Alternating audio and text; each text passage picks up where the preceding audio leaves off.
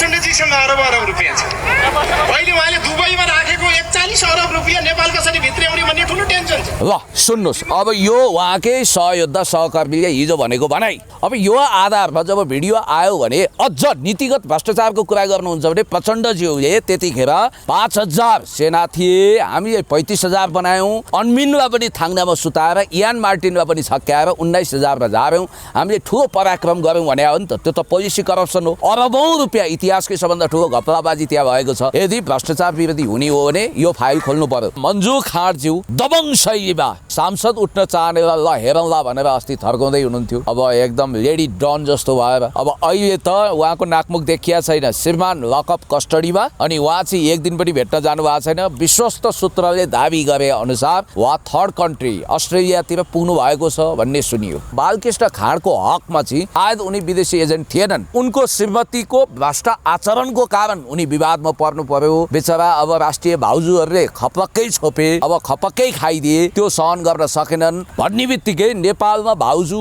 कति शक्तिशाली छन्। रानी साहिबा म्याडम आरजुको अगाडि शेरबहादुर देउवा फतक्कै गलेको तपाईँले देख्नुभयो। हिजोको लागि प्रजातान्त्रिक आदर्शमा छु भन्ने बालकृष्ण खाँडलाई पनि लतार दिनुभयो मन्जु खाँडले। यहाँनिर के देखिन्छ भने बालकृष्ण खाँडले अस्ति बयान लेख्ने क्रममा त देख्नुभयो नि, पोइन्ट टु बी नोटेड। उहाँले के भनिदिनु भयो भने जब बिचौलियाहरूले मैले त पैसा उहाँ गृहमन्त्रीलाई मात्रै होइन प्रधानमन्त्रीलाई बुझाएको भन्ने बित्तिकै पोइन्ट टु बी नोटेड। ल हेर्नुहोस् कसको नाम आयो भनेर उहाँले भन्नुहुन्थ्यो अरे। गगन थापालाई स्थापित गर्नको निम्ति पनि यो उपयुक्त मौका हो भनेर तपाईँले इङ्गित गरेका देवर बाबुहरूको पालो या चलाउन खोजिएको छ। यदि त्यस काण्डमा संलग्नता पुष्टि भएमा हर कसैलाई कारबाही गर्नुपर्छ, कारबाही हुनुपर्छ। राष्ट्रिय भाउजूलाई पक्रिने हिम्मत यो प्रहरी प्रशासनसँग छ। ए राष्ट्रिय भाउजू के देवी सरस्वती माता दुध लिनु आएको हो, उहाँलाई कारबाही हुनु पर्दैन संलग्नता छ भने? मैले देखेको कुरा त ओलीको पनि मुछ्या छ। ल ओलीले समात्ने हिम्मत यहाँको प्रहरी प्रशासन छ। नाम त तपाईँको मुस्तिन पनि मिल्छ, अरूको मुस्तिन पनि मिल्छ, जसको पनि मिल्दो रहेछ क्या नाम मुस्ने त। अहिलेको प्रधानमन्त्री पुष्पकमल दाहालजीका जनयुद्धकालीन कथा व्यथा उठ्तीपूर्तिका सारा सूचना भएको टोपबहादुरजी भाइ उहाँले चाहेरै नपक्रिएको हो कि के थाहा?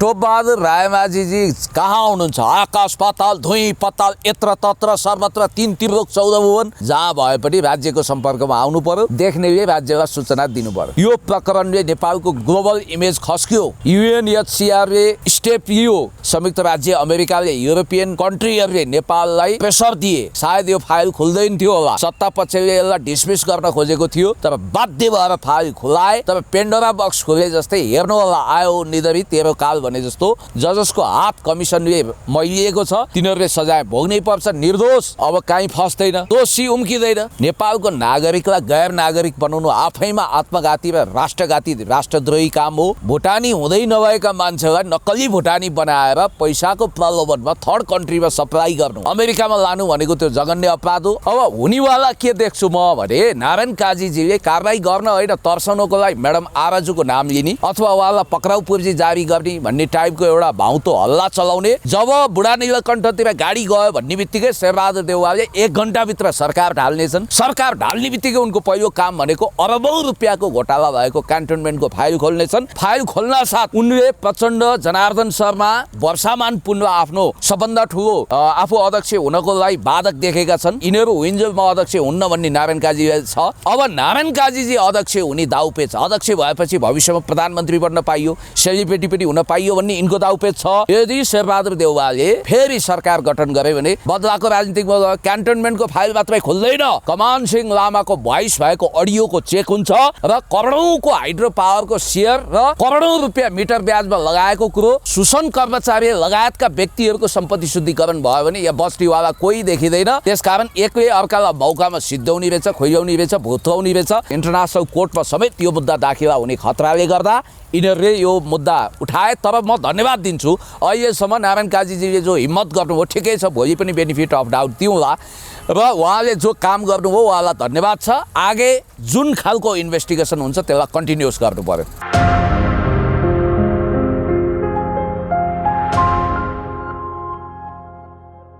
नेकपा एमालेका युवा नेता पुण्य गौतमजी हाम्रो साथमा हुनुहुन्छ। पुण्यजी यहाँलाई हार्दिक स्वागत छ। धन्यवाद, नमस्ते। आराम हुनुहुन्छ पुण्यजी? एकदम ठिक छु। ओठ तालु सुक्या त छैन? होइन, ओठ तालु त मेरो किन सुक्थ्यो र कस्ता कस्ता प्रतिकूलता म पनि होस सम्हालेर आएको मान्छे। मलाई थाहा छ प्रतिकूलतामा अनुकूलता खोज्नुपर्छ र अनुकूलतामा प्रतिकूलता हुनसक्छ। विन्स्टन चर्चिलले भन्थे असली आशावादी त्यो जसले निराशाको गर्तभित्र पनि सम्भावनाका क्षितिजहरू उगार्छ र असली निराशावादी त्यो जसले सम्भावनाभित्र पनि सङ्कट देख्छ। अब बरु एउटा समस्या चाहिँ मलाई के आएछ भने मैले धेरै बोल्नु नहुने भयो, घाँटीको अलिकति रेस्ट गर्नुपर्छ अरे। टेलिभिजन कार्यक्रम अलपत्र पर्ने भयो? पर्दैन, अब म सम्भवतः त्यो 5वटा एपिसोड गर्दैछु, अलि घटाउँछु कि हप्तामा 2टा गर्नु पर्यो होइन? अब हेर्दै जाउँ, लेट्स सी। हामीलाई दिनकै 4वटा गर्नुपर्छ। तपाईँहरूको त धेरै बोल्नु पर्दैन, म त त्यहाँ प्रस्तुता भन्ने मात्रै हो, विशेषज्ञ रूपमा खडा हुन्छु। तोपबहादुर रायमाझी दाइ कता हराए? तपाईँले मलाई यसरी सोधिरहनु भएको छ मानौ म राज्यको ठेकदार हुँ। यो कुरो सायद बालुवाटार, उनका इर्द गिर्द गृह मन्त्रालय र अब गुप्तचर विभागलाई थाहा होला, इन्टेलिजेन्स विभाग। तपाईँहरूको नेताजी अनि यसो केही थाहा होइन, टोपबहादुर रायमाझीजी कहाँ हुनुहुन्छ? आकाश पाताल धुइँ पताल यत्र तत्र सर्वत्र 3 त्रिलोक 14 भुवन, जहाँ भए पनि राज्यको सम्पर्कमा आउनु पर्यो, देख्नेले राज्यलाई सूचना दिनु पर्यो। यत्रो ठुलो प्रकरण आयो, नक्कली भुटानी शरणार्थी प्रकरण, पुण्यजीसँग मेरो कुराकानी हुन पाएको छैन। यो लज्जाको विषय होइन? टोपबहादुरजीको कुरा गर्नु हो नि, टोपबहादुरजी एउटा हल्का इन्फर्मेसन म तपाईँलाई दिन्छु, सुन्नुहोस्। टोपबहादुरजी कहाँ हुनुहुन्छ? अहिलेको प्रधानमन्त्री पुष्पकमल दाहालजीका जनयुद्धकालीन कथा व्यथा र उठ्तीपूर्तिका सारा सूचना भएको टोपबहादुरजीलाई उहाँले चाहेरै नपक्रिएको हो कि के थाहा? त्यो नभनौँ। होइन, भन्नुपर्ने छ, नभनौँ भनेर पार पाइन्छ। कुरो त त्यहाँ गाँठी कुरा त्यहाँ जेलियो। तपाईँलाई थाहा छैन टोपबहादुर रायमाझी कहाँ हुनुहुन्छ भन्ने कुरा? तपाईँले नि भन्न मिलेन। बिचरा मलाई थाहा हुन्छ, मलाई, म जस्तो मान्छे यसको सम्पूर्ण सूचना थाहा हुने तपाईँ जतिको मान्छेलाई मलाई थाहा भइदियो भए म सूचना दिन्थेँ राज्यलाई, मलाई थाहै छैन। किनभने उहाँ राज्यको नियन्त्रणमा आउनुपर्छ, अदालती प्रक्रिया उहाँले फेस गर्नुपर्छ। यत्रो ठुलो जुन प्रकरण आयो नि, देशको बेइज्जत भएन भने अन्तर्राष्ट्रिय मिडियामा हेर्नु भयो भयो। तपाईँहरूलाई अलिकति चित्त दुखेको छैन? होइन, अब मैले घटाएको घटना हो र, म न वडा सदस्य न केही। तर तपाईँले घटाउनु त भएन, मैले भन्न खोजेको। म मन्त्री पनि होइन, सांसद होइन, प्रधानमन्त्री होइन, केही होइन। त हो नि, ए बाबा, मलाई तपाईँलाई पनि लज्जा हो, मलाई पनि लज्जा एज अ नागरिक मलाई लज्जा हुन्छ भने तपाईँलाई हुँदैन? लज्जा शरणम गच्छामि भने जस्तो भएको छ। र मैले तपाईँलाई भन्नै पर्छ कि यो प्रकरणले नेपालको ग्लोबल इमेज खस्क्यो। UNHCRले स्टेप लियो, संयुक्त राष्ट्रसङ्घ सम्बन्धी कूटनीतिक निकायहरूले, संयुक्त राज्य अमेरिकाले, युरोपियन कन्ट्रीहरूले नेपाललाई प्रेसर दिए। सायद यो फाइल खुल्दैन थियो होला, सत्ता पक्षले यसलाई डिसमिस गर्न खोजेको थियो, तर बाध्य भएर फाइल खुलाए। तर पेन्डोरा बक्स खुले जस्तै हेर्नु होला, आयो निधरी तेरो काल भने जस्तो जजसको हात कमिसनले मैलिएको छ, तिनीहरूले सजाय भोग्नै पर्छ। निर्दोष अब काहीँ फस्दैन, अब दोषी उम्किँदैन। प्रष्ट कुरो प्राकृतिक न्यायको सिद्धान्त यही हो। FBI इन्भल्भमेन्ट छ यो केसमा भन्छन् नि, FBI को पनि इन्ट्रेस्ट छ भन्छन्। फेडरल ब्युरो अफ इन्भेस्टिगेसन अमेरिकाको कुरा गर्नुभयो तपाईँले? होइन, उनीहरूको होमल्यान्ड सेक्युरिटीसँग पनि जोडिएको विषय भएको हुनाले FBI को विशेष चासो छ यो। अब CIA को चासो हुन्छ, तपाईँलाई भनिदिउँ, इन्टरनेसनल जति पनि इन्टेलिजेन्स प्रकरण छ त्यसमा CIA को चासो त अभियसली हुन्छ नै, तर यसमा होमल्यान्ड सेक्युरिटीको कुरा भएको हुनाले FBI को पनि चासो बढ्यो भन्छन् कि? त्यसमा हेर्नु 2-3वटा कुरा। एउटा, नेपालको नागरिकलाई गैर नागरिक बनाउनु आफैमा आत्मघाती र राष्ट्रघाती राष्ट्रद्रोही काम हो। त्यसमा पनि भुटानी हुँदै नभएका मान्छेलाई नक्कली भुटानी बनाएर पैसाको प्रलोभनमा थर्ड कन्ट्रीमा सप्लाई गर्नु, अमेरिकामा लानु भनेको त्यो जघन्य अपराध हो। अमेरिका मात्रै होइन, क्यानाडा अनि अस्ट्रेलियामा पनि पुऱ्याएको भन्ने कुरा छ। यो लहरो तान्दा पहरो गर्जिनुपर्छ। अब यहाँ त तपाईँले देखिहाल्नुभयो, मैले त हिन्दी फिल्म विनाशकमा एउटा दृश्य देखाएको थिएँ। हुन त हिन्दी फिल्म हाम्रो बालकृष्ण खाँडज्यूले खुब हेर्नु हुँदो रहेछ। इन्सपेक्टरले जब एउटा कागज फेला पार्नुभयो, त्यो कुनै लभ लेटर थिएन होला, अथवा त्यहाँ कुनै राम्रा मन्त्रहरू लेखिएका थिएनन् होला, पक्कै पनि गडबडीपूर्ण कागज जसले उहाँलाई वा उहाँको नेतालाई फसाउन सक्थ्यो, ठ्याक्क थुतेर ठ्याक्कै त्यो विनाशक फिल्मको भिलेनले जस्तै चपाइदिनु भयो। माओवादीहरूबाट सिक्या हो कि? माओवादीहरूबाट सिक्या हो कि? अब यो माओवादीले कहाँ छपायो? निर्वाचन मतपत्र छपाएको भरतपुरमा छपायो नि त? त्यो अब ओकाल्न पनि नमिल्ने, के गर्ने अब यस्तै भयो। अब त्यो रहस्य के हो, कागजको रहस्य के हो, या त बालकृष्ण खाँडजीलाई थाहा छ, या त उहाँको श्रीमतीलाई थाहा होला मन्जु खाँड, या त अब उहाँसँगै त्यो रहस्य बेलाएर जाने भयो। मन्जु खाँड त अस्ट्रेलिया पुगेको भन्ने पो हल्ला सुनिन्छ, के हो कुरा? आर्जु देउबा सिङ्गापुर पुग्यो भन्ने कुरा त मिथ्या रहेछ, उहाँले यहीँबाट भिडियो बनाइसक्नु भयो होइन।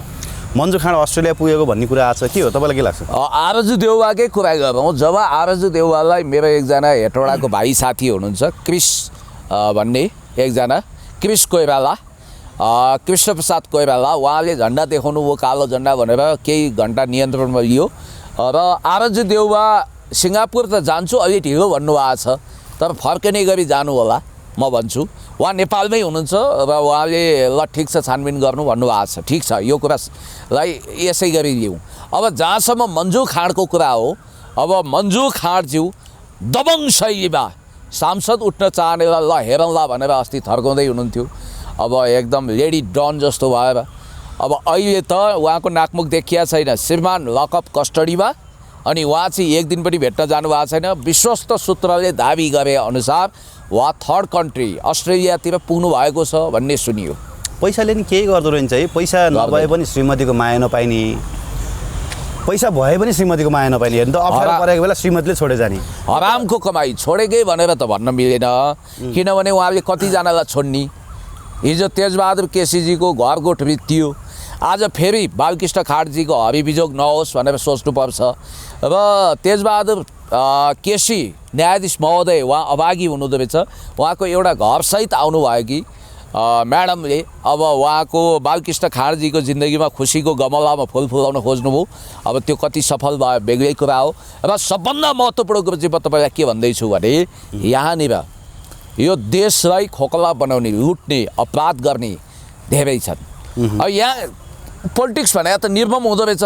गगन थापाहरू पनि कुनै दुधले धोएको होइन। अहिले हेर्नु न, एक तिर्रे अनेक शिकार जस्तो पनामामा नोरेगालाई आउटडेटेड भएपछि सिद्ध्याए जस्तो, अथवा अल्बर्टो फुजिमोरीलाई पेरुमा सिद्ध्याए जस्तो, सद्दाम हुसेनलाई इराकमा सिद्ध्याए जस्तो, बिन लादेनलाई एबोट्टाबादमा सिद्ध्याए जस्तै अमेरिकनहरूले नयाँ स्टाइलमा शेरबहादुर सिद्ध्याएर गगन ल्याउन खोजेका हुन् कि, अथवा नारायण काजीलाई डेन्टिङ पेन्टिङ गरेर हिरो बनाएर भोलिका दिनमा रवि लामिछानेको दोहोरो राजधानीको छानबिन गराएर स्वर्णिम वाग्ले ल्याउन खोजेका हुन् कि त्यो पार्टीभित्र, अथवा यसो पनि भनिन्छ कि एकछिन यो कन्स्पिरेसी थ्योरीमा नजाउँ होइन, हुने नि यही हो। सुन्नु न, कन्स्पिरेसी थ्योरी लागु भइरहेछ। तपाईँले भनेका कतिपय कन्स्पिरेसी थ्योरीहरू अहिलेसम्म मिलेका छैनन्, हेर्दै जानुहोस् न। जित्दैनन् भन्नुहुन्थ्यो, सबैले यहाँ सांसद पड्काइसके होइन। त्यो त म कुनै बनझाँक्रीले लगेको भेटे झाँक्री त होइन। एउटा मेरो रिजनेबल डाउट छ है, बालकृष्ण खाँडलाई देउबाको उत्तराधिकारीको रूपमा ग्रुमिङ गर्दैछन् भन्ने मैले त्यति बेलै सुनेको थिएँ। पक्कै अहिले लगेर बालकृष्ण खाँडलाई मात्रै जाक्नुले चाहिँ के देखियो भने नि, केही सीमित व्यक्तिहरूलाई तोपबहादुर रायमाझी बालकृष्ण खाँडहरूलाई बलिको बोको बनाउने, अरूलाई उन्मुक्ति दिने यो प्रकरणमा भन्ने कुरा जस्तो पो सुन्यो। हिजो ऋषि धमलाले पनि त्यही विश्लेषण गर्नुभएको छ आफ्नो युट्युब च्यानलमा अथवा आफ्नो टेलिभिजनमा होइन। तपाईँलाई के लाग्छ भन्नुहोस् त? ऋषि धमलाजी पनि विश्लेषकको रूपमा आएर विश्लेषण गर्नुभएको छ, आफ्नै बधाई दिउँ। अब मैले तपाईँलाई के भनौँ भने यो कुरा कतिसम्म सत्य होइन, एकदम भने अब देवर बाबुहरूलाई अलिकति हतारो छ अगाडि बढ्नलाई होइन, तगारो थिए बालकृष्ण खाँडलाई नहटाइकन त्यो रास्ता क्लियर हुँदैन थियो, किनभने त्यहाँ त यता शेखर प्यानल पनि जमजमाइरहेको छ, गगन थापा जमजमाइरहेका छन्, उता विश्वप्रकाश जमजमाइरहेका थिए होइन। एनी हाउ बालकृष्ण खाँडलाई हटाउनु थियो, उनलाई हराइयो, चुनावमा पनि सुयोजित तरिकाले हराइयो, अहिले लगेर जाकियो, बलिको बोको बनाइयो। कुरो यो खेला के हो मलाई बताउनुहोस्। तेरिका बालकृष्ण खाँडलाई मैले दुधले धोएको भनेको छैन। उनी पनि उनको हात पनि मैलो भयो, फोहोर भयो। अब उनले चरित्रगत प्रवृत्तिलाई पनि इन्ट्याक्ट राख्न सकेनन् होला, डेमोक्रेटिक कल्चरलाई पनि मेन्टेन गर्न सकेनन् होला, त्यो बेग्लै कुरो। तर खुमबहादुर खड्का र बालकृष्ण खाँडमा एउटा विचित्रको समानता रहेछ। यी दुवै मान्छेहरू विदेशीको एजेन्ट हुन सकेनन्। यो पतनको सिलसिला कहाँ हुन्छ भने खुमबहादुर पनि भ्रष्टाचार केस आएर सिद्धिए, गिरिजाबाबुले बोराका बोरा पैसा उठाउन लगाएर उनको राजनीतिक जीवनै समाप्त भयो। यता एउटा प्रश्न यहाँ फेरि जोडौँ है, तपाईँलाई अलिकति उत्तर दिनु सजिलो हुन्छ होला क्या। रवि लामिछानेले गृहमन्त्री पद रोज्दै गर्दाखेरि पनि मैले तपाईँलाई सोधेको थिएँ, यति अभिशप्त पद चाहिँ रवि लामिछानेजीले किन रोज्नुभयो होला भनेर। नेपालका अधिकांश गृहमन्त्रीहरू खुमबहादुर खड्का, गोविन्दराज जोशी, कमल थापा, वामदेव गौतम चाहिँ अहिले राजनीतिबाट साइडलाइनमा छन्। यद्यपि वामदेव गौतम त राष्ट्रिय सभाका सांसदै छन्। बालकृष्ण खाँड, रवि लामिछानेकै पनि अस्ति भर्खरै आयो होइन। यो नेपालका गृहमन्त्रीहरू नफापेकै हो भने के हो? यो नेपालमा पर्यटन मन्त्रालय अभिशप्त छ, त्यहाँ वास्तु मिलेन कि के भयो शिक्षा मन्त्रालय अभिशप्त छ जहाँ मन्त्री भएकाहरूलाई दसैँ लाग्छ पिके क्याम्पसको सभापति हुनेलाई भाउँतो लाग्छ र याद गर्नुहोला तपाईँले भने जस्तै गृह मन्त्रालयको हट सिटमा बस्ने विश्वबन्धु थापादेखि सूर्यप्रसाद उपाध्याय विश्वबन्धु थापा गोविन्दराज जोशीदेखि खुमबहादुर खड्का अब हेर्नु छ दुईजना मान्छे चाहिँ लक्की मानिनुभयो गृह मन्त्रालयको हट सिटमा बस्ने एकजना देउबाज्यू र ओलीज्यू है अब अरूको अपवाद हेर्ने हो भने अरूलाई हेर्ने हो भने सबै मान्छे प्रधानमन्त्रीको लागि एप्रोप्रिएट भनेर मानिन्थ्यो तर कोही पनि प्रधानमन्त्रीमा ग्रुम हुन सक्नु भएन नम्बर 1 नम्बर 2 तपाईँलाई मैले भनौँ बालकृष्ण खाँडको हकमा चाहिँ सबभन्दा महत्त्वपूर्ण कुरा के रह्यो भने सायद उनी विदेशी एजेन्ट थिएनन् र उनी उनको श्रीमतीको भ्रष्ट आचरणको कारण उनी विवादमा पर्नु पर्यो बेचारा अब राष्ट्रिय भाउजूहरूले खपक्कै छोपे अब खपक्कै खाइदिए त्यो सहन गर्न सकेनन् श्रीमती पीडित हुनु पनि अभिशापै रहेछ है अब हेर्नु न नेपालमा महिला प्रहरी श्रीमती सङ्घ भन्ने छ के अरे प्रहरी महिला श्रीमती सङ्घ हो कि यस्तै के छ एउटा आइजीले मलाई सुनाउनु हुन्थ्यो रमाइलो कुरो म तपाईँलाई गर्दैछु उहाँ आइजी साहबले चाहिँ होइन यो काम छैन भित्रबाट बजेटिङ अब प्रहरीकै विभिन्न थ्रुबाट गरिदिनु पर्ने उनीहरूलाई कालो चस्मा ढल्काएर एकदम हिरोनी हुनुपर्ने अब यो कुरो गर्नु हुँदैन भनेर ठ्याक्क त्यो खारेज गर्न खोजेको रे डिआइजी एआइजीहरूको मिटिङ राखेको रे सबै यसरी हात जोड्छन् रे आइजी साहब सकिँदैन हजुर सकिँदैन यो चाहिँ सकिँदैन बरु जागिरबाट राजीनामा दिए भन्नुहुन्छ भने ठिक छ भरे म्याडमले घरमा छिर्न दिन्नन् भनेर भनेपछि आइजी साहबले हक्की आइजी साहब उहाँले के गर्नुभयो भने होइन भोलि फुल डिसिसन गर्ने हो र यो सङ्घ चाहिँ म खारेज गरिदिन्छु भनेर लाग्नु भएछ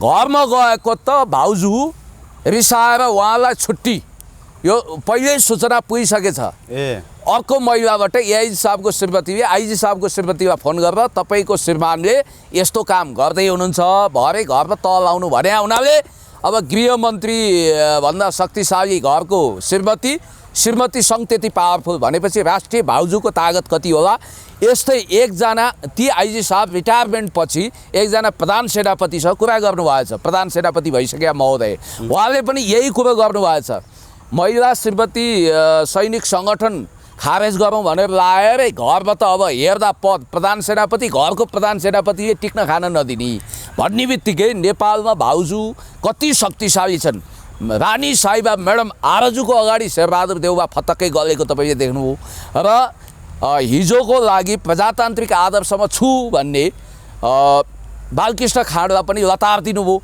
मन्जु खाँडले र यहाँनिर के देखिन्छ भने बालकृष्ण खाँडले अस्ति बयान लेख्ने क्रममा त देख्नुभयो नि पोइन्ट टु बी नोटेड उहाँले के भनिदिनु भयो भने जब बिचौलियाहरूले मैले त पैसा उहाँ गृहमन्त्रीलाई मात्रै होइन प्रधानमन्त्रीलाई बुझाएको भन्ने बित्तिकै पोइन्ट टु बी नोटेड वा हेर्नुहोस् कसको नाम आयो भनेर उहाँले भन्नुहुन्थ्यो अरे अब यहाँनिर मैले के देखेँ भने गाउँघरमा बुढो बहरलाई बुढो गोरलाई जहिले पनि एक काँधे जब हुन्छ जब उसले काम गर्न छाड्छ भने त्यसलाई त्यसको औचित्यता सिद्धिन्छ नयाँ बहर र दाउनी प्रक्रिया हुन्छ गगन थापालाई स्थापित गर्नको निम्ति पनि यो उपयुक्त मौका हो भनेर तपाईँले इङ्गित गरेका देवर बाबुहरूको पालो या चलाउन खोजिएको छ यसको मतलब म यो भन्दिनँ कि यदि त्यस काण्डमा संलग्नता पुष्टि भएमा हर कसैलाई कारबाही गर्नुपर्छ अनि कारबाही हुन्छ त भने कारबाही हुनुपर्छ राष्ट्रिय भाउजूलाई पक्रिने हिम्मत यो प्रहरी प्रशासनसँग छ ए राष्ट्रिय भाउजू के देवी सरस्वती माता दुधले नुहाएको हो उहाँलाई कारबाही हुनु पर्दैन संलग्नता छ भने मैले देखेको कुरा त ओलीको पनि मुछ्या छ ल ओलीले समात्ने हिम्मत यहाँको प्रहरी प्रशासन छ नाम त तपाईँको मुस्तिन पनि मिल्छ अरूको मुस्तिन पनि मिल्छ जसको पनि मिल्दो रहेछ क्या नाम मुस्ने त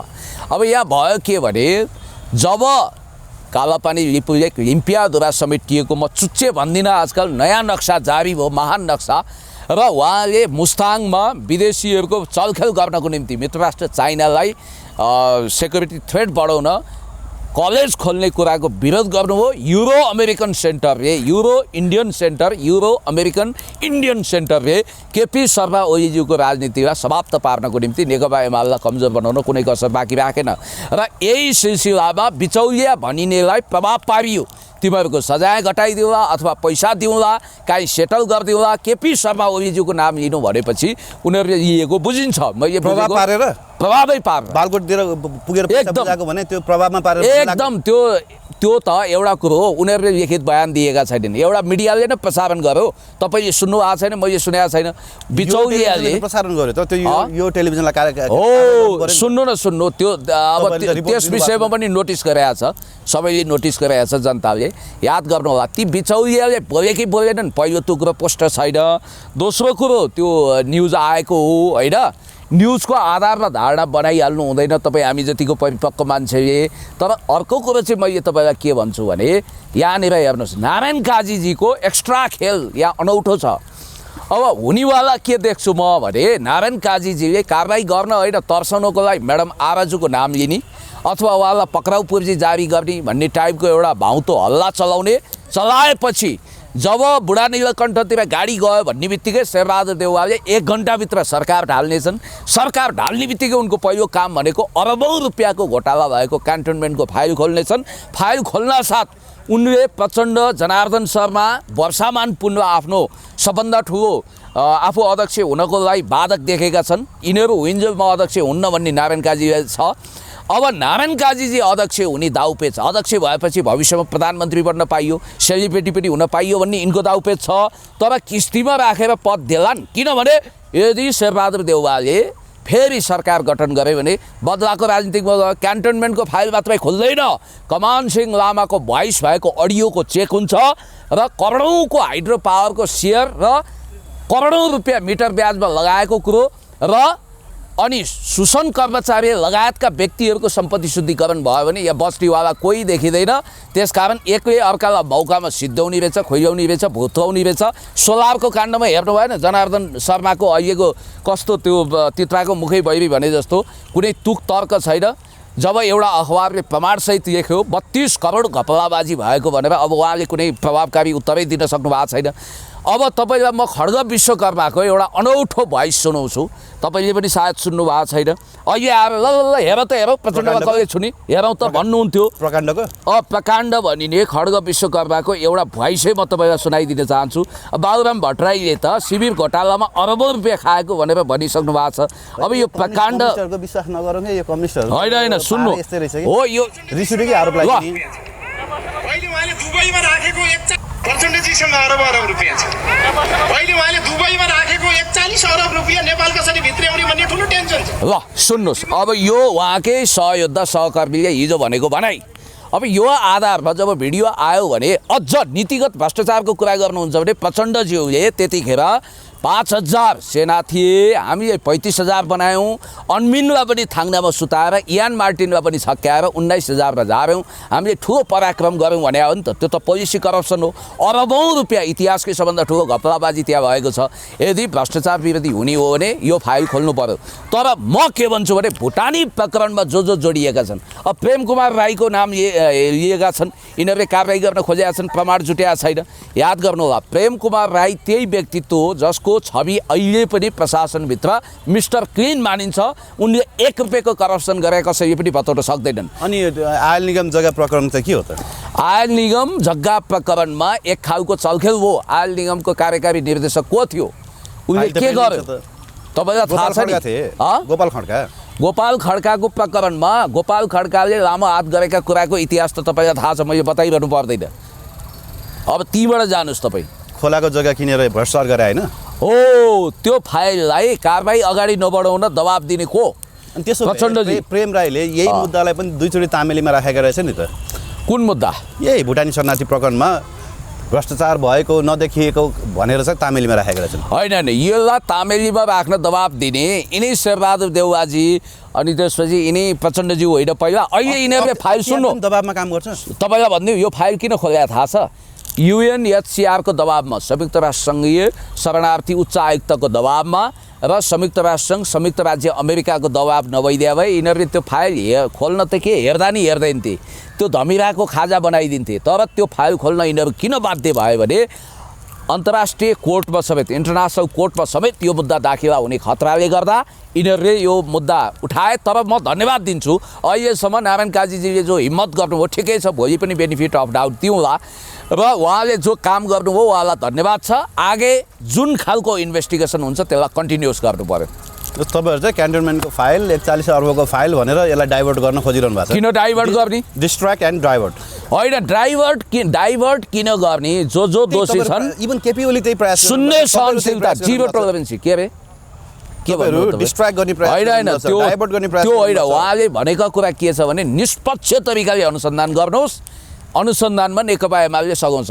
टोपबहादुर रायमाझीलाई त हामीले सस्पेन्ड गऱ्यौँ, तर काङ्ग्रेसले बालकृष्ण खाँड गर्यो त। याद गर्नु होला। अहिले हामीले भनेको कुरा के हो भने टोपबहादुर रायमाझीजी तपाईँ at any cost at any rate राज्यको सम्पर्कमा आउनुपर्छ। आज म सम्झिन्छु सायद कुनै कुनामा बसेर भूमिगत बङ्करमा बसेर टोपबहादुरजीले ल पुण्य भाइको इन्टरभ्यू आएछ भनेर हेर्नुभयो भने यो सारा मिडियाबाट टिकटकै काटिदिनुहोस्, टोपबहादुरजीको कानमा र आँखामा पुगोस्। टोपबहादुरजी, तपाईँलाई म सम्झना गरौँ 2048 सालमा त्यो पाटन ढोका नजिकै संयुक्त जनमोर्चाको कार्यालयबाट यान प्रसाद गौतम म यतातिर आउँदा तपाईँलाई मैले चल्लीको हाड, हुन त यान प्रसाद पनि त्यत्तिकै पातलो हुनुहुन्थ्यो, म त फुच्चे थिएँ, चल्लीको हाड भएको यङ कम्युनिस्ट लिगको अध्यक्षको रूपमा देखेको थिएँ। झुस्सा धारी पाल्नु भएको थियो, कति हँसिलो हुनुहुन्थ्यो, क्रान्तिका ठुल्ठुला स्वप्निल कुरा गर्नुहुन्थ्यो। 48 सालमा तपाईँ, मैले, यान प्रसाद गौतमजी र अर्को एकजना पछि शहीद हुनुभयो। 4 जनाले च्यासलको त्यो गल्लीमा बसेर चिसो समोसा खाएको, चिया खाएको याद आयो। चिसो समोसा थियो, अब गर्ने के? समोसा चिसो भयो भने खाना लायक हुँदैन नि धेरै। तर कुरो के रहेछ भने नि, हिजो लानुराम चौधरीको इन्टरभ्यू लिँदै थिएँ क्या, कोही पूर्व कमान्डरहरू मान्छे बेच्दै, कोही पूर्व कमान्डरहरू साग बेच्दै क्या। यो होइन, यो त विडम्बना छ, ठुलो मानवीय त्रुटि र दुर्घटना भयो। साग बेचेर बस्नु भएको छ, अब केही कामरेडहरू मान्छे बेचेर बस्नु भएको छ कि होइन? मान्छे बेच्ने पापी हुन्, साग बेच्नेहरू कर्मशील हुन्, उनीहरूलाई हामीले सम्मान दिनुपर्छ, साग बेच्नेहरूलाई। किनभने यो पार्टी गाई बान्नेहरूबाट अपग्रेड गर्ने नाउँमा टाई बान्नेहरूको कब्जामा पुग्यो क्या। अस्ति एकजना प्रोफेसर डाक्टरको मैले अन्तर्वार्ता लिएको थिएँ। उहाँले के भन्नुभयो भने नि, जनतालाई निर्बल बनाउने, दुर्बल बनाउने, खान नदिने, पोसिलो खान नदिने, गरिब बनाइराख्ने, धनी हुन नदिने, रोजगारी नदिने र तिनीहरूकै गरिबी र तिनीहरूकै दुर्बलतामाथि चाहिँ निरन्तर शासन गरिरहने नै लेनिनवाद हो, मार्क्सवाद हो भन्नुभयो क्या। होइन, यो एउटा प्रपर पार्टीलाई भनेर हुँदैन। नेपालमा पार्टीलाई भनिन, उहाँले लेनिनवाद भनेकै सच्चा लेनिनवाद मार्क्सवाद यस्तो हुँदैन। सुन्नुहोस्, अहिले नेपालमा हुर्किएको 3वटा कल्चर, एउटा नवउदारवादी, अर्को उपभोक्तावादी, अर्को उत्तर आधुनिकतावादी, खाऊ पिउ मोज गर दुनियाँ रङ्गिन्छ भोज गर टाइपले आकण्ठ उपभोक्तावादमा डुब्ने एउटा नित्य कर्म, त्यसले गरिबी, महँगी, भ्रष्टाचार, लुट, बेरोजगारी बढायो। अर्को सोचाइ अत्यन्तै फास्ट फरवार्डको नाममा 21औं शताब्दीको मान्छेको नाउँमा नग्नता, अश्लीलता पस्किने। र तेस्रो कुरो भनेको राष्ट्रियता, राष्ट्रलाई केन्द्रमा नराख्ने, जनताको स्वार्थलाई केन्द्रमा नराख्ने। यहाँ 165 भन्दा बढी सांसदै चाहिँदैन, बढीमा 100 देखि 165। यो सङ्घीयताको विषयमा नेकपा एमालेमा नयाँ बहस सुरु भइसकेको छ। सङ्घीयता आवश्यक छैन भन्ने आवाज उठेको छ। अनि अर्को यो सेतो हात्ती सरह प्रदेश किन पाल्ने, अनि मन्त्रीमण्डल 12-15 जनाभन्दा बढी आवश्यकै छैन। उपराष्ट्रपति भन्ने पदै चाहिँदैन, यो राष्ट्रिय सभाको अध्यक्षलाई नै उपराष्ट्रपति बनाए हुन्छ। कार्यपालिका चाहिँदैन, जिल्ला समन्वय समिति चाहिँदैन, तलब भत्ता गाडी घोडा किन चाहियो? स्थानीय निकायलाई खर्चिलो महँगो बनाउने होइन, सपिङ कम्प्लेक्स जस्तो बनाउने होइन स्थानीय निकायलाई। र यी कुराहरू त्याग गरेर अगाडि बढ्नुपर्छ। र म त यो राज्य के भन्नेमा छु भने नि, अब 10 वर्षसम्म राज्यबाट 1 रुपियाँ तलब भत्ता लिन्न भन्नेलाई मात्रै सांसद र मन्त्री बनाउनुपर्छ। त्यही भएर 35,000 भन्दा बेसीले चाहिँ तलब भत्ता भान्सेको, ढोकेको, पालेको, पिएको। कहाँ नगरपालिकामा वडा अध्यक्षले प्रेस सल्लाहकार राखेछ भने अब भयो त, यस्तो देश छ। यो खारेज गर्नु पर्दैन। नगरपालिकालाई किन प्रेस सल्लाहकार चाहियो? बिचौलिया हो त्यो किन राखेको रहेछ थाहा छ? विभिन्न क्रसरहरू, विभिन्न ठेक्का पट्टा कन्ट्र्याक्टरहरूसँग त डाइरेक्ट उसले फोन गर्नु भएन, पाल्नु पर्यो नि त, पैसा माग्नु भएन। अनि बिचौलिया लगाएर पैसा माग्ने रहेछ कि उसको कामै खानी खुवाउने। भनेपछि यो खालको जुन सिस्टम छ, जुन तन्त्र आए पनि त्यसलाई लुटतन्त्र भनिन्छ। दिमागमा त्यही छ, कमाउने धमाउने, गाडी चढ्ने राम्रो। एउटा कुरो बालजाकले, विश्वप्रसिद्ध साहित्यकार बालजाकले, दार्शनिकले ठिकै भने, एउटा शोषितमा शोषक हुने प्रबल कुण्ठित इच्छा हुनसक्छ। तपाईँसँग इमान्दारिता छ, देशभक्ति छ भने सबै कुरो सप्रिन्छ। होइन भने अब जतिसुकै आदर्शका गफ लगाए पनि चढ्ने उद्देश्य त्यही एकदम चिल्लो गाडी, बस्ने उद्देश्य त्यही ठुल्ठुला सिसाका महल भन्ने बित्तिकै कि त तपाईँ होइन धनी हुनु हुँदैन भन्दिनँ म, पैसा कमाउनु हुँदैन भन्दिनँ, कमाउनुहोस् तर पौरख गरेर कमाउनुहोस् अनि त्यसपछि त्यो पौरखको कमाइमा अगाडि बढ्नुहोस्। कसैले आज युवराजजीलाई अथवा कुनै साथीलाई 1 अर्ब रुपियाँ खुसी भएर दिन्छ भने उसको त्यो पौरख हो, त्यो त तपाईँको कमाल हो नि त। यो बालकृष्ण खाँडालाई नि त खुसी भएर दिएका होला नि, होइन नि, त्यसमा त दुखी आत्मा भयो नि त। पछि आफ्नो पैसा जब गुम्नी भएपछि उनीहरूको त घरखेत बन्दकी छ र उनीहरू दुखी भए, त्यसको सजाय यिनीहरूले पाउनुपर्छ। र टोपबहादुर रायमाझीले पनि एउटा कुरा के स्वीकार्नुपर्छ भने मैले तपाईँलाई भनिहालेँ, यो 18 वुमेन अफ लुई बोनापार्ट जनयुद्धकै लडाकुहरूलाई लगेर बेचेछन् भने त्यसमा त जनयुद्धकै लडाकुहरूलाई पनि लगेर शरणार्थी बनाएछन् कि कठे। अब यिनीहरूले एउटा त नागरिक नेपाली नागरिकलाई अनागरिक बनाउने, अनि अर्को कुरो भुटानी हुन् यिनीहरू भनेर नेपालीलाई नक्कली भुटानी बनाएर अर्काको देशमा बेच्ने यस्ता अपराधीहरूलाई 7 पुस्तासम्म पाप गराउँछ। जे होस्, तपाईँहरूको गणतन्त्र कति नाङ्गियो भन्ने कुरा चाहिँ अमरेश कुमार सिंहले देखाइदिए है।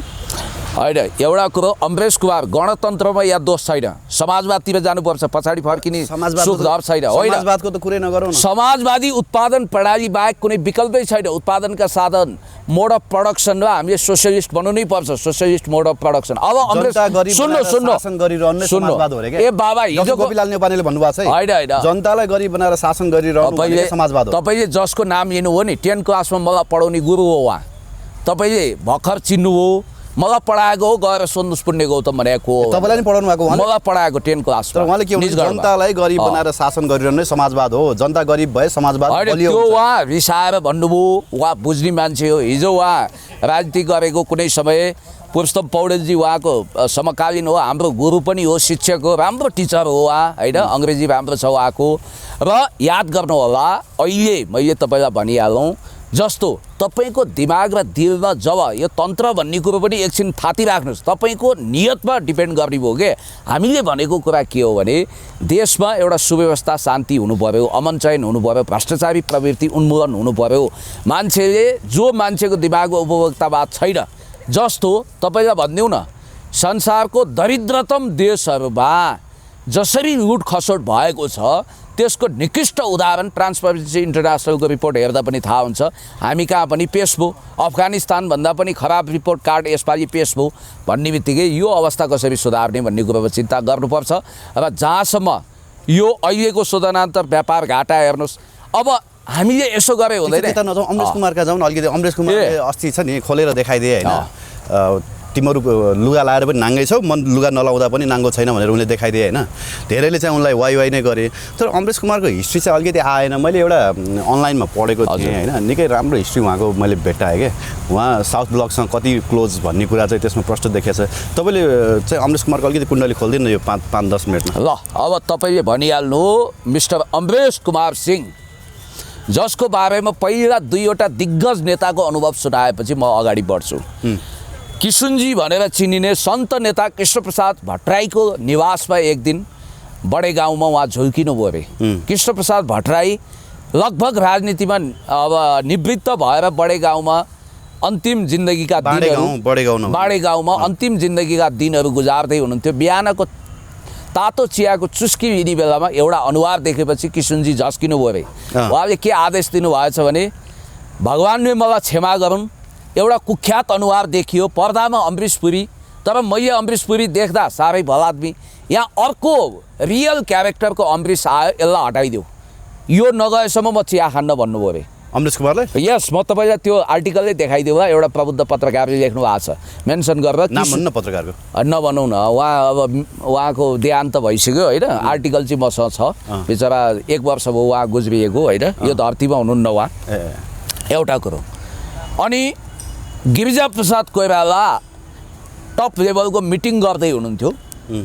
अमरेश कुमार सिंहले आएर कसैलाई नगनिकन, गिरिजा बाबु नमस्कार, एउटा सुझाव छ भनेपछि, Amresh keep silence, get out from here. तपाईँ कहाँ, तिमी भने तिमी के कुरा गर्दैछौ, तिमी को हौ, जाऊ एसटी मुनिका चिया पकाउन जाऊ, यहाँ धेरै ठुला गफ नगर भनेपछि उनको होलिया खुल्यो। अब तपाईँले एकचोटि महन्त ठाकुर एसटी मुनिका चिया पकाउने हैसियत त उनको होइन भन्ने कुरा पो पढ्नमा पाएँ मैले। नेपाल वाचमा आएको थियो होइन, उनी कहिले गिरिजाबाबुका चुक्ली लाउन जाने, कहिले प्रचण्डका चुक्ली लाउन जाने, सर्वदलीय बैठकमा चाहिँ कुन पार्टीको हो भन्ने थाहै नभइकन छिर्ने भन्ने कुरा सुनेको थिएँ कि। होइन, एसटी मुनिवाला चिया पकाएको हो तपाईँ, यति हो एकदम। एसटी मुनि भारतका कुनै त्यस्तो हाई प्रोफाइल नेता पनि होइनन्, सामान्य डिप्लोमेट हुन्, प्रोफेसर हुन्, त्यहाँ चाहिँ चिया पकाएकै हो यिनले।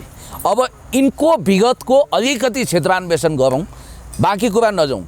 अब विकास ठाकुरले उनले उतारेका लङ्गौटीहरू अस्ति देखाइदिइहाले। त्यो त्यही समयमा वस्त्र उनले भटाभट उतारेका थिए, नाङ्गिएका थिए, समाजलाई लज्जित बनाएका थिए, जुन बेला उनले अरबौँ सम्पत्ति जोडेको भनेर अख्तियार दुरुपयोग अनुसन्धान आयोग र सम्पत्ति शुद्धिकरणमा उजुरी पर्दै थियो। भैँसे पार्टीमा विशाल एक रोपनी कम्पाउन्डका 2वटा दरबार जत्रा बङ्गलो, त्यसपछि सानेपाल लगायतका ठाउँ उनका ठुला सम्पत्तिहरू, त्यसको स्रोत के हो भनेर उजुरी परेको बेला त्यसलाई छायामा हाल्न। र अर्को कुरो, उनले यस्तो तालिम लिएछन्, सीके राउत, अमरेश कुमार सिंह अहिले एकदम हाई पपुलर। हेर्नु त नेपालमा उनले के बुझेछन् यिनीहरूले भने नि, चिप्लो कुरा गर्नुपर्छ, मिठो कुरा गर्नुपर्छ, विगत कसैले हेर्दैन, क्यारेक्टर हेर्दैन, देशद्रोही भए पनि हुन्छ, विदेशी दलाल भए पनि हुन्छ। अमरेश कुमार सिंहको एउटा भिडियो तपाईँले हेर्नुभयो, उनले के भनेका छन्, विगतमा विदेशी दलाल थिएँ, म दलाल थिएँ, म खराब थिएँ, खत्तमै थिएँ, राक्षसै थिएँ। ए बाबा, भोलि कोही मान्छे निर्मला पन्तको विगतमा हत्यारा थिए, अहिले सुध्री भन्दैमा उसलाई सजाय नदिने। अब अमरेश कुमार सिंहले आफ्नो अपराध कबुल गरिसके। विगतमा उनले दलाली गरे, पैसा कमाए, भ्रष्टाचार गरे, विदेशी दलाली गरे भन्ने बित्तिकै देशको महत्त्वपूर्ण सूचना रलाई बेच्ने मान्छेमाथि राज्य निर्मम तरिकाले जानुपर्छ कि पर्दैन? रलाई बेच्ने सूचना। अनि के त मैले खुल्याम भन्दैछु, उनले स्वीकारेका छन् अप्रत्यक्ष रूपमा त्यो कुरा। अनि अर्को कुरो, मैले अमरेश कुमार सिंहलाई पहिलोचोटि भेटेको हुँ आजभन्दा 15 वर्ष 16 वर्ष अगाडि, जतिखेर उनको तुजुक उच्च चोलीमा थियो। एकजना सज्जन मान्छेको घरमा उनी सायद कर्मचारीको सरुवा बढुवाको लिस्ट लिएर गए। उनी कर्मचारी नै हुन्, उनको नाम नभनौँ, रिटायर भइसके र भारतीय दूतावास सब कुरो मिलाइसकेका छु, यिनीहरूलाई सरुवा गर्नु कम्पलसरी छ भने। मैले त्यो कुरा फ्याट्ट सुने। मेरो चासोको विषय त होइन, मलाई उहाँ महोदयले 6 महिना जागिर बाँकी छ, आउन न यसो चिया खाउँ, गफ गरौँ भनेर बोलाएको। त्यो बेलामा बिना अनुमति एकदम धन्दा सेट जस्तो भएर अमरेश कुमार सिंह, उनको फेस त मैले चिनेको थिएँ, त्यो अखबारको जमाना थियो। अनि स्वाभिमानी कर्मचारी तन्त्रको त्यो व्यक्तित्व जो सचिवबाट रिटायर हुनुभयो, उहाँले यसरी च्यात्नुभयो मेरो आँखा अगाडि। सायद अहिले जस्तो स्मार्ट सेट भइदियो भए भिडियो उ गर्थेँ।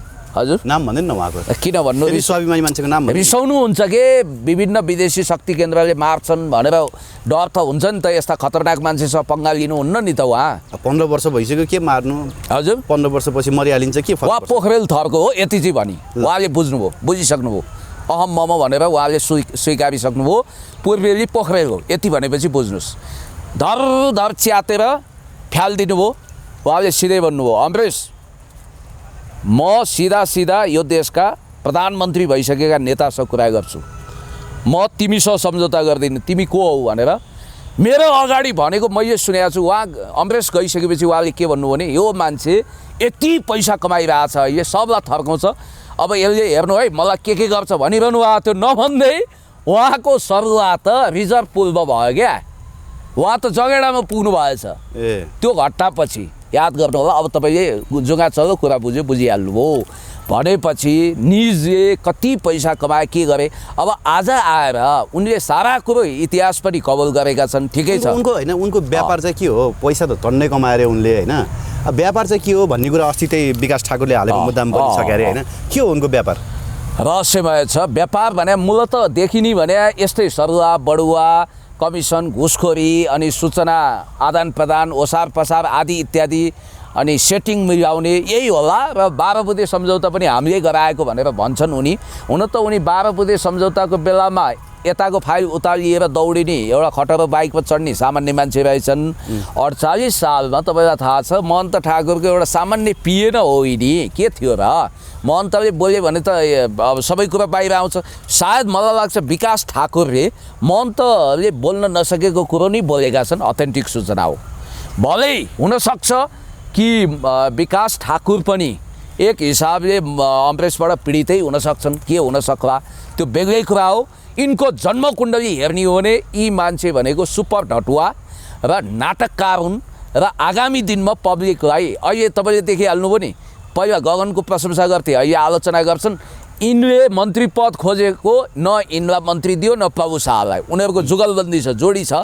र यिनी चाहिँ त्यहाँदेखि काङ्ग्रेसले टिकट नदिएपछि यिनी आगो भएका हुन्। यी मान्छे भोलि जहाँ पनि जान सक्छन्, राष्ट्रपतिमा पनि चार्न सक्छन् है। काङ्ग्रेसले टिकट नदिए चाहिँ किन नि फेरि? होइन, अब काङ्ग्रेसले समेत पचाउन नसक्यो भनेपछि कस्तो व्यक्तित्व विकास भयो होला त अमरेशको। हुन त यहाँ सजिलो रहेछ, मदन कुमार राईजी हिजोसम्म हाम्रो स्टार प्रचारक भनेर अब राष्ट्रिय स्वतन्त्र पार्टीले गर्व गर्थ्यो। अब उहाँलाई विभिन्न दुराचार प्रयासको अभियोग लगाएपछि होइन ती मान्छे हाम्रा होइनन् भनेर टकटकिने अवस्था आयो। यस्तो त रहेछ नि त नेपालमा।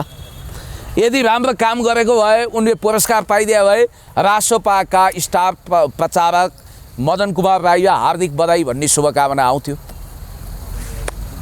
ठिकै छ, थ्याङ्क यू भेरी मच पुनिजी। ल तपाईँलाई अन्तिममा म भन्छु, यो सिन नकाट्नु होला। एउटा महत्त्वपूर्ण किताब, विज्ञापन नगरी नहुने किताब हो यो। हाम्रो डाक्टर सुरेन्द्र भण्डारी र डाक्टर अच्युत गौतम, उहाँ अच्युत गौतमजीको इतिहास कमैलाई थाहा छ। डियर कल्याण भनेर चिनिने कल्याण गौतमको दाजु हुनुहुन्छ, युनाइटेड स्टेट्स अफ अमेरिकामा बस्नुहुन्छ। एक समयको साह्रै टप उहाँ विद्यार्थी नेता हो र उहाँ देशभक्त हुनुहुन्छ, नेपाल आइजाइ गर्नुहुन्छ। उहाँले नेपालको नागरिकता त्याग्नु भएको छैन।